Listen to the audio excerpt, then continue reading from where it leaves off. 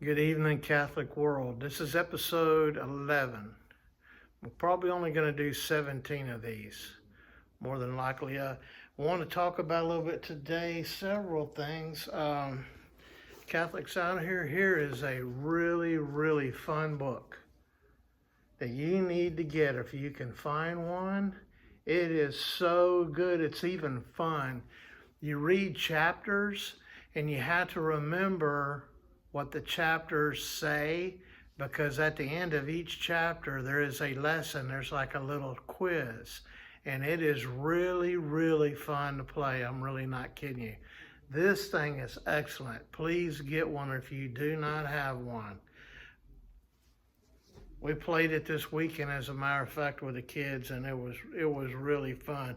It gets them off their games. That's one of the things I want to talk about. I was talking about them this just yesterday on Sunday. I didn't get to make it because I was busy with a horse gate and getting the goats ready for the cold front that was coming in as we were getting it ready. But the phones and the people driving looking at their phones is really, really dangerous. And I told the kids, I interrupted their games that they're playing on the TV to do this Bible history book, which they did like, but of course they went right back to their games. But it gives them a break. I talked to them about the importance of not letting these things become your idol and completely forgetting about God. It's really, really important, because it will do that. It'll captivate.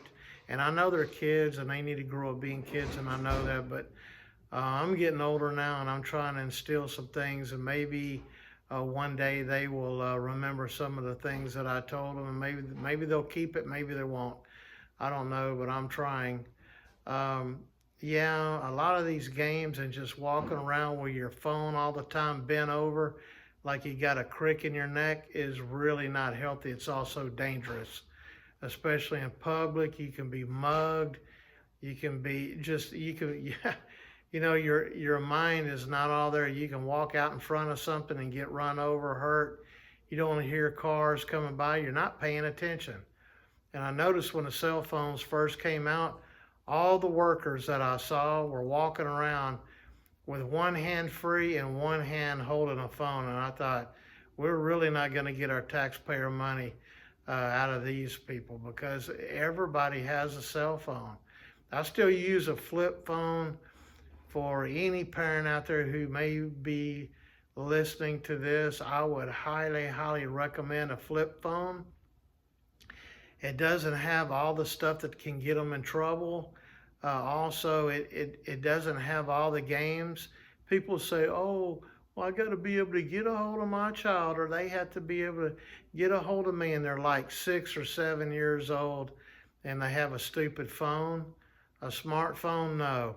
If you're worried, I grew up in age, we didn't need none of that. I grew up in the 60s, 70s, and 80s. It was so much better back then. I'm not kidding you.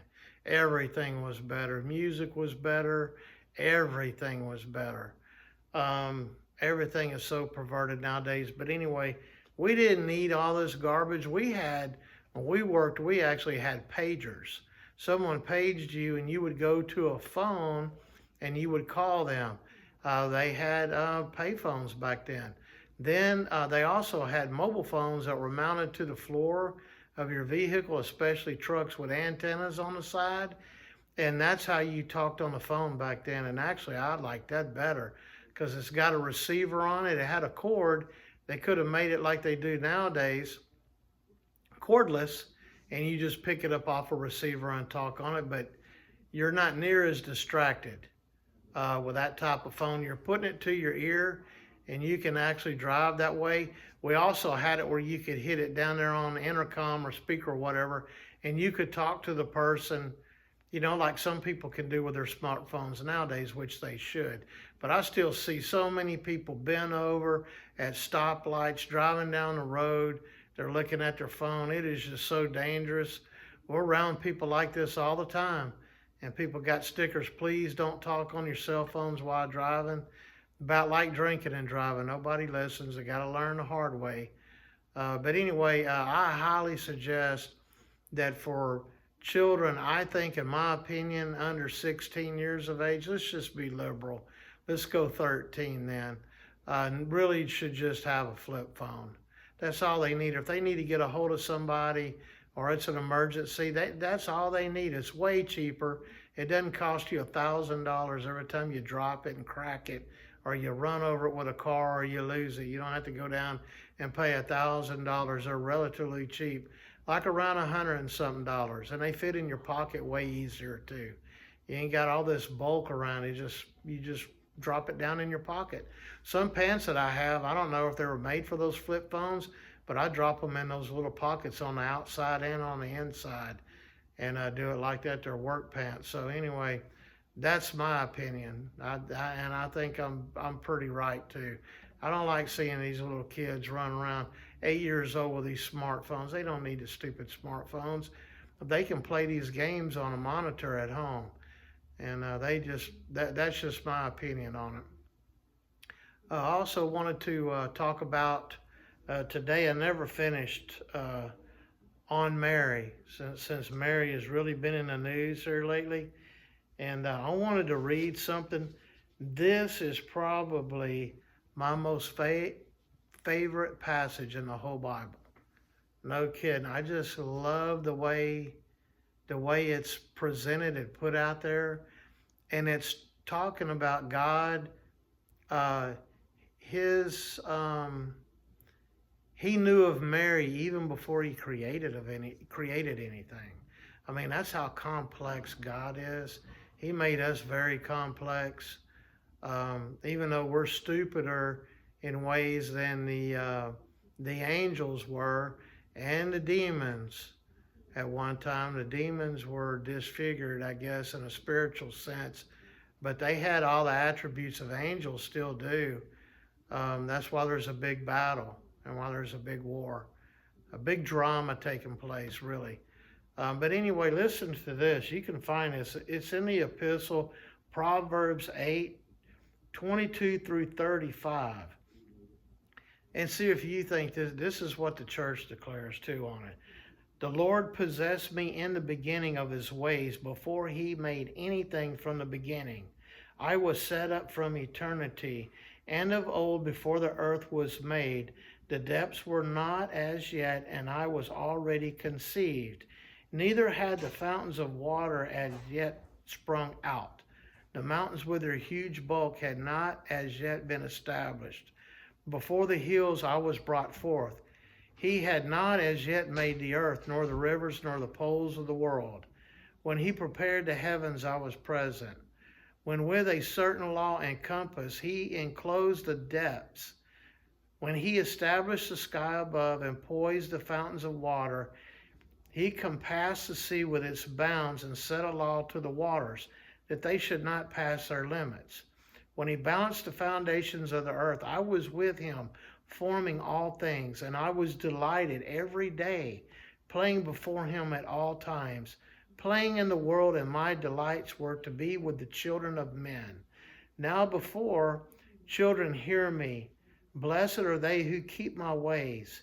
Hear instruction and be wise, and refuse it not. Blessed is the man who hears me, and who watches daily at my gates, and waits at the post of my doors. Who shall find me shall find life, and shall have salvation from the Lord. Thanks be to God. And this is the epistle reading from the Feast of the Immaculate Conception. I just think that is so extraordinary. It just goes to show you how magnificent Mary is in every way.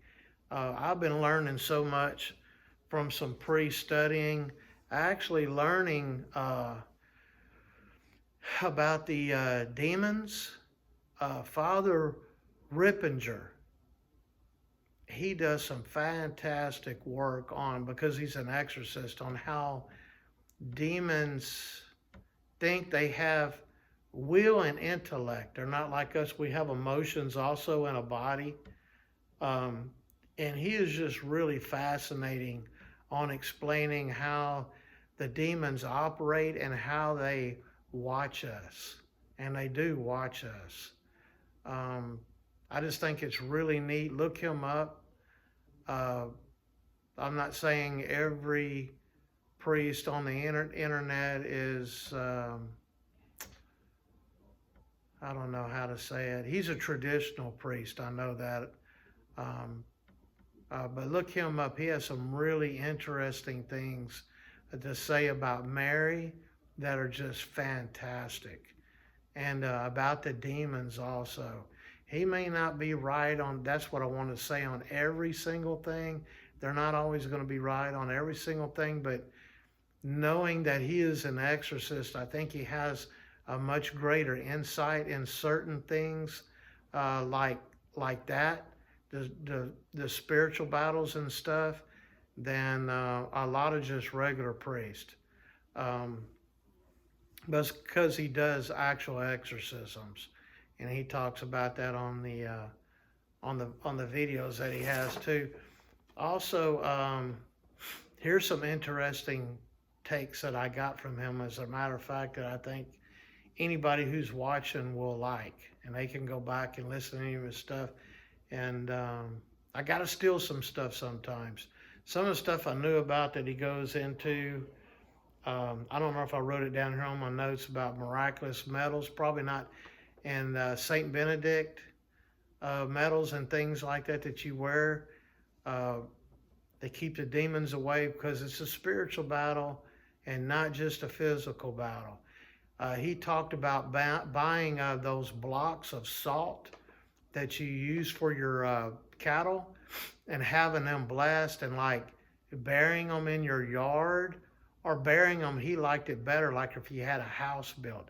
Maybe you can put them in something around your house or your property and store them. Maybe you can wrap them in something and put them in the ground, or just whatever. Same thing, I believe it was the miraculous metals a long time ago. I think I put them at 4 corners of my property at one time and blessed my property and said some prayers that kind of like so-called, I don't know if you want to call it activation or anything. I don't think they really need to be activated, but just something to go along with it. Which I think all that kind of stuff is really neat. Blessed salt and things like that. I think it just gives also one thing that I did that he touched on, I put, you know how we're fixing to, during the nativity, the Gaspar, Balthazar, and Melchizedek, or whatever his name is, that we write above our doorpost for protection every year. The three wise men. I put one of those by my doorknob. I believe it's a miraculous metal. And I think he reminded me about the Saint Benedict. I think a lot of people forget about the Saint Benedict crucifixes.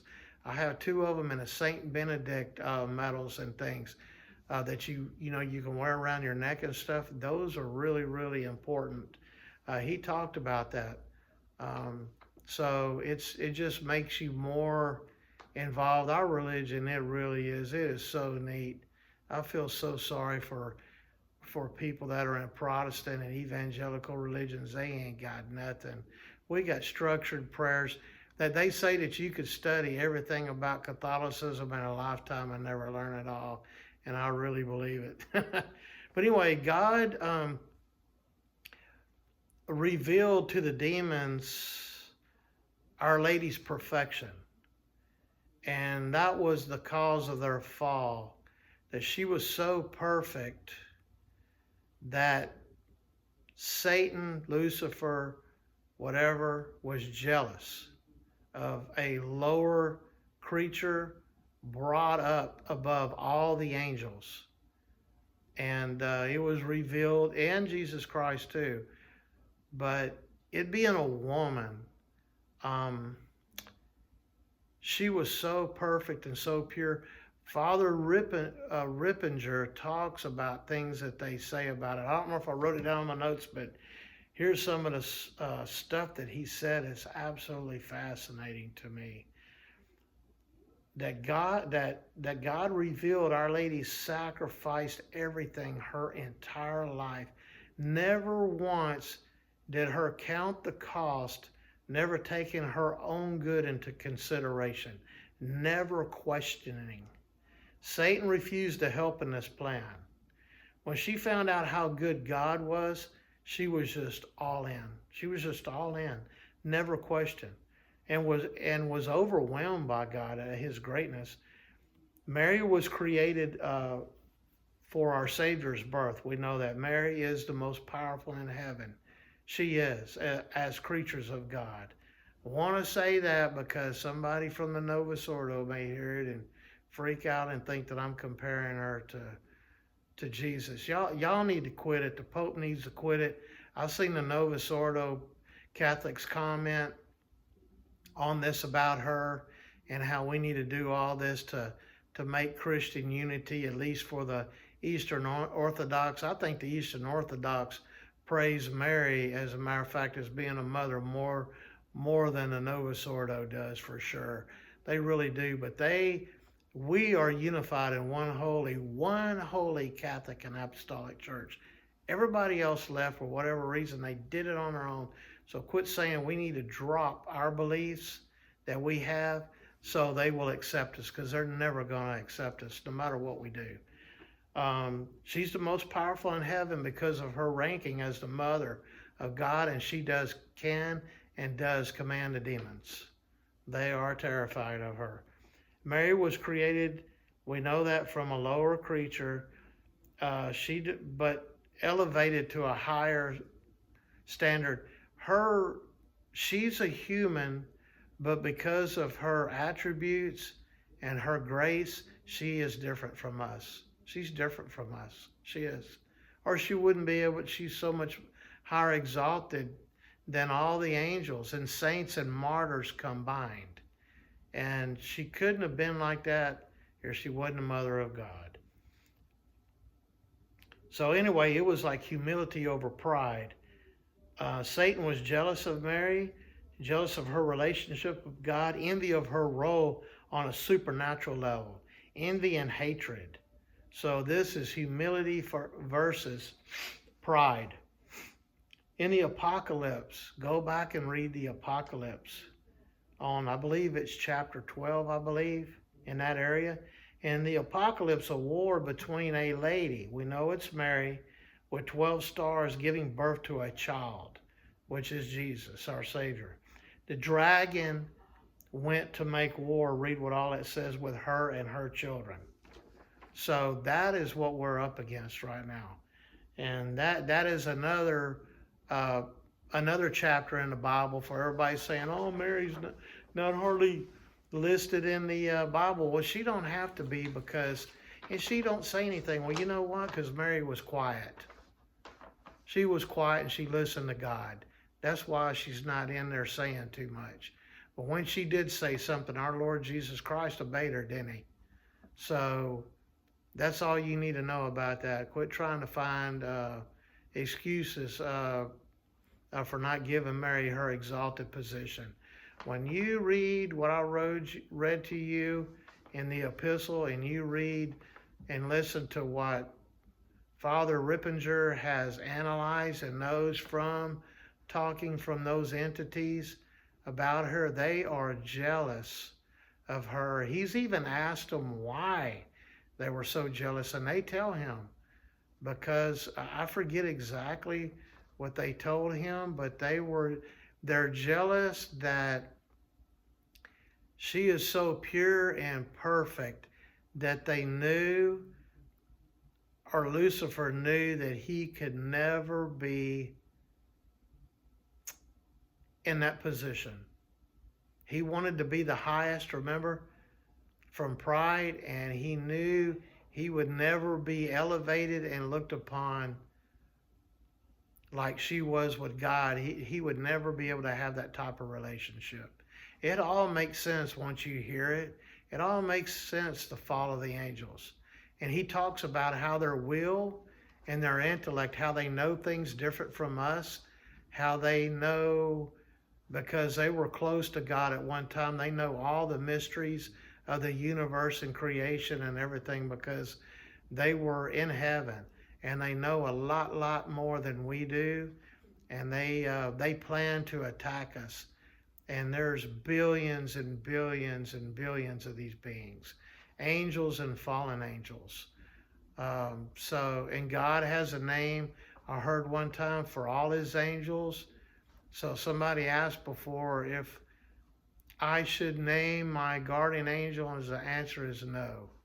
Your guardian angel already has a name from God. So don't name your guardian angel. That's what I was told. It's kind of neat to do things like that, but they already have a name. You don't know what it is, so don't worry about it. And they're your best friend, them and Mary. So I believe that's enough for today, and I think I'm only going to do 17 of these, and this is number 11, episode 11. So I got after this 6 more to go. Good night.